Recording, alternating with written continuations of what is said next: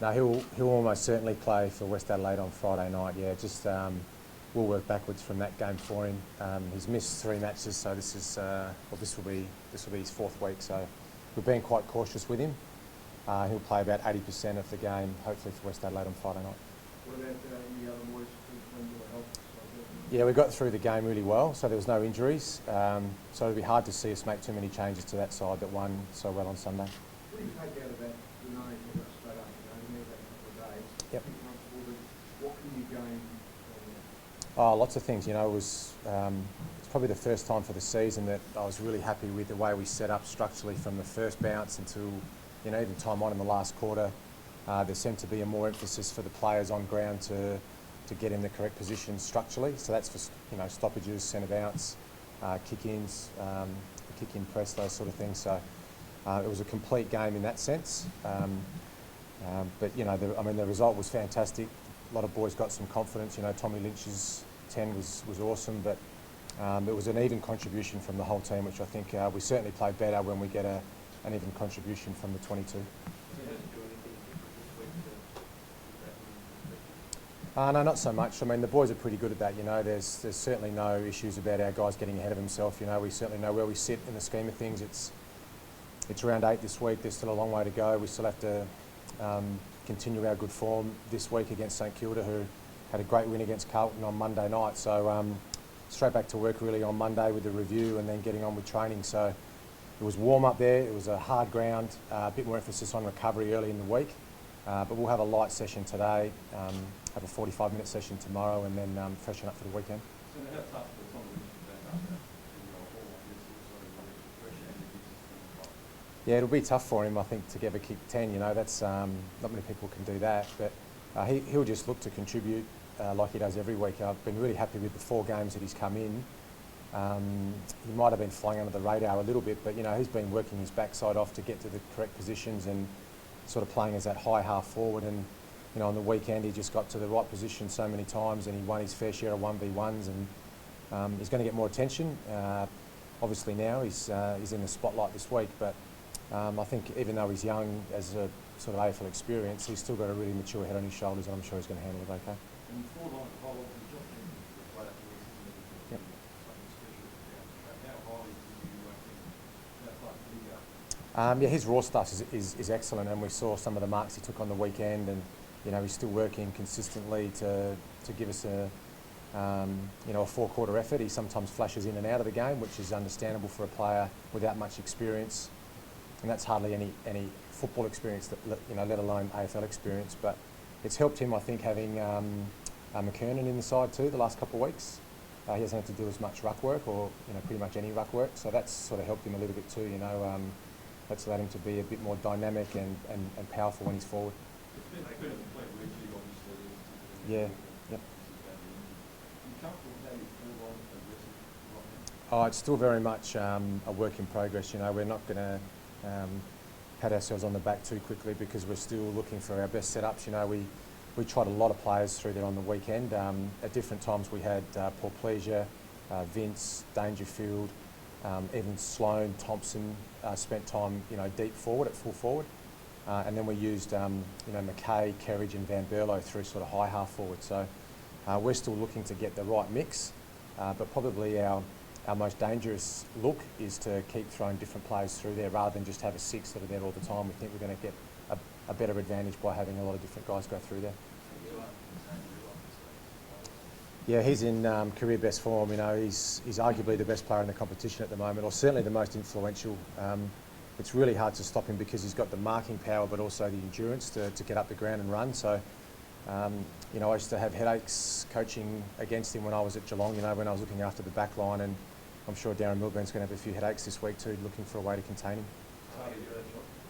Yeah, Talia, Rutt, Nott, and all going to have a crack. You know, I don't think one player can, on his own, shut Riewoldt down the way that he's running and his power at the moment. So we'll come up with a couple of different ways to beat him, but I guess most importantly is keep the ball in our half. I mean, we just don't want to give them any opportunities to get the ball to Riewoldt inside 50. But you know, he's taking marks up the ground as well, which is when he was at his best. He was doing that. He was working his opponent up the ground and then running him back inside 50 when they're exhausted, and you know, taking contested mark when they're just absolutely spent. So we'll have a good look at that. You know, we're all already working pretty hard behind the scenes, looking for some options to try and shut him down.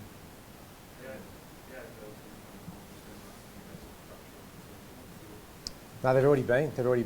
We had, you know, Mark Evans was here last week, and we had a good chat about the structure of the season for next year and beyond. I'm not sure if they'll pull the trigger on it next year, but we're certainly in favour of a longer season, as long as they shorten the NAB Cup. And I think the model that most clubs would accept would be maybe the 2 NAB Cup games and a 24-round season, and we'd certainly support that. I think, well, firstly, to make the competition fairer. We know at the moment with the scheduling and the fixture, you play every team once and another 6 teams or whatever it is twice. If you can get a more even fixture, I think it'll make clubs happier. But we all feel that that the pre-season program, it does sort of now span over about 6 weeks. So we start playing practice games, and the NAB Cup now you have off weeks, and you have a week off after the NAB Cup Grand Final. So it's almost like 6 weeks of sort of treading water until you can really get into the season proper. So from our point of view, we certainly do a lot of match simulation drills through the summer anyway. We're pretty much ready to play by the sort of 2nd and 3rd NAB Cup game. And I know they're also floating they're floating about maybe having an industry start date, which might be hypothetically December 1, where every team comes back on that day. So that would make it a bit fairer as well when you look at, you know, how do you prepare for the start of a season.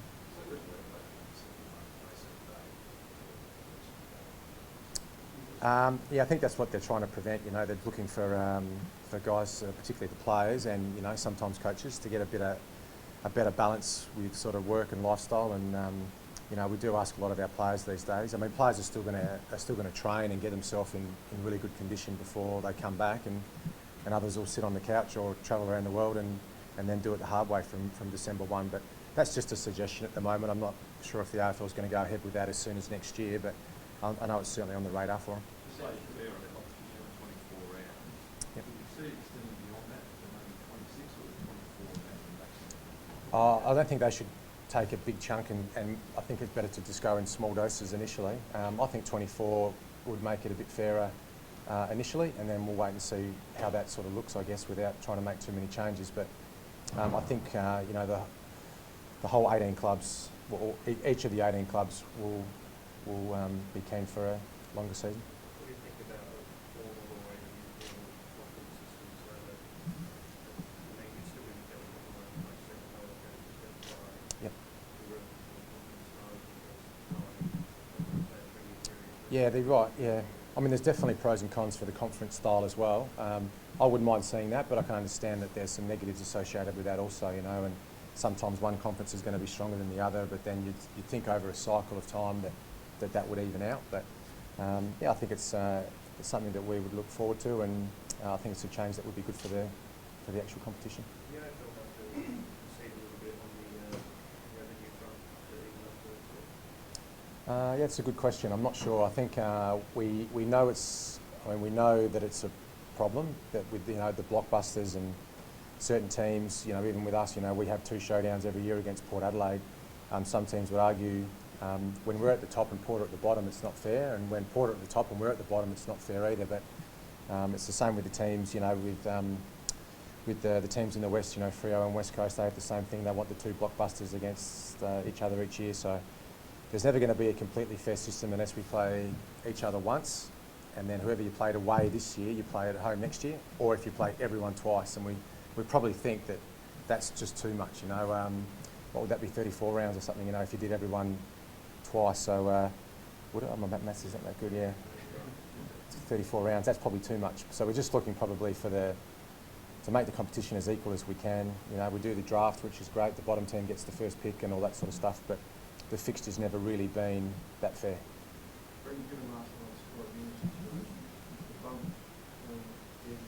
I don't think it's dead, but yeah, they're trying to remove the unnecessary injuries from footy. You know, the collision injuries, which they can potentially avoid. So footy's never going to be like it was 20 years ago or 30 years ago, and some people will argue that's a good thing, and some people will say, you know, that physicality, the hitting of bodies is what certain people want to see. But to attract young people to our game, I think we need to avoid the potential injuries associated with collision injuries. But the game's in good shape. I think it's moving in the right direction. We're going to make some little mistakes along the way, I think, with decisions that we make in trying to make the game safer.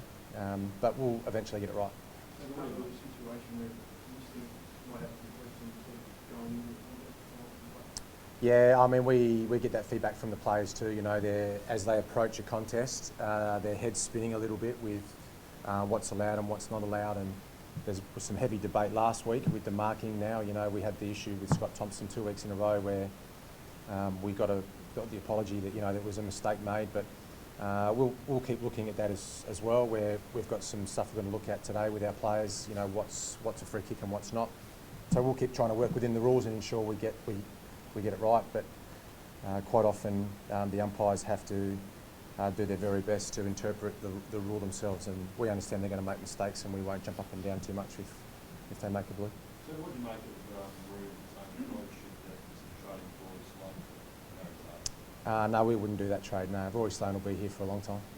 Untouchable, unplayable? Pretty much, I'd say so. Yeah. Now, what sort of player are you looking for? Maybe I know I've talked about what maybe spending 3 hours period this year. What sort of player are you looking for? Yeah, we'll certainly look at free agency. I mean, we have to. We're out of the first 2 rounds for 2 years, and you can't survive 3 or 4 years down the track unless you keep bringing quality into your organisation. So we'll do our very best to be quite creative with free agency, with trades.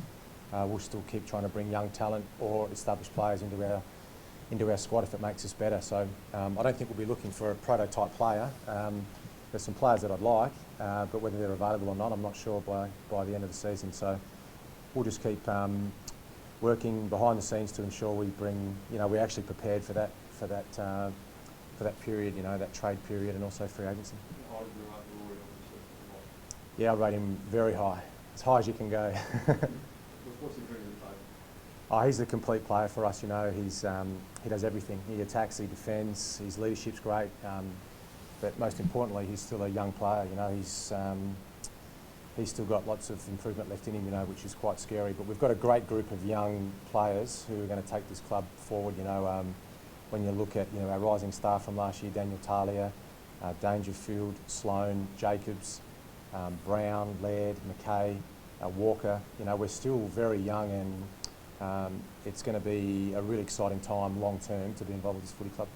How important is it on your run? I've been involved now, obviously, back in Kilda, we've been a few weeks recently. How important is it on your run? Yeah, I mean, we won't look too far ahead, but you're right. It's important that we keep our consistency of performance going. So we have to make sure that every contest we go to, we have an influence, and we can't afford to drop off, even if it's for a quarter. You know, momentum's a big thing in footy, and some clubs grab it and then get it back. But we just got to make sure we just keep turning up and ready to play every round. And there's no way that we can take the foot off the gas. Not in the position that we are. You know, we're outside the 8. We're still 3 wins, 4 losses. We can't afford to take the foot off the pedal.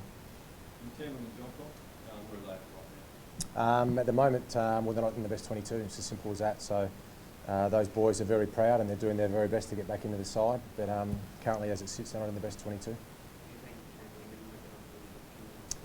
Oh, I think he did. I think he played okay. Yeah, it was just we rate Laird as well. So Laird came back into the side and played his role really well last week. So from a match committee point of view, Laird's just ahead of Tambling at the moment.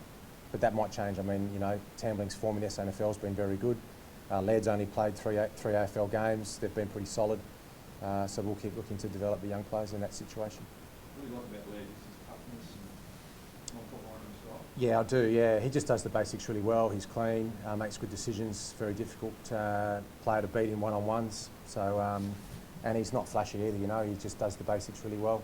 Just turns up for work and gets it done, which is something that I really like. I didn't mention Crouch and Kerridge before, did I? They're probably have 2 pretty exciting players coming through.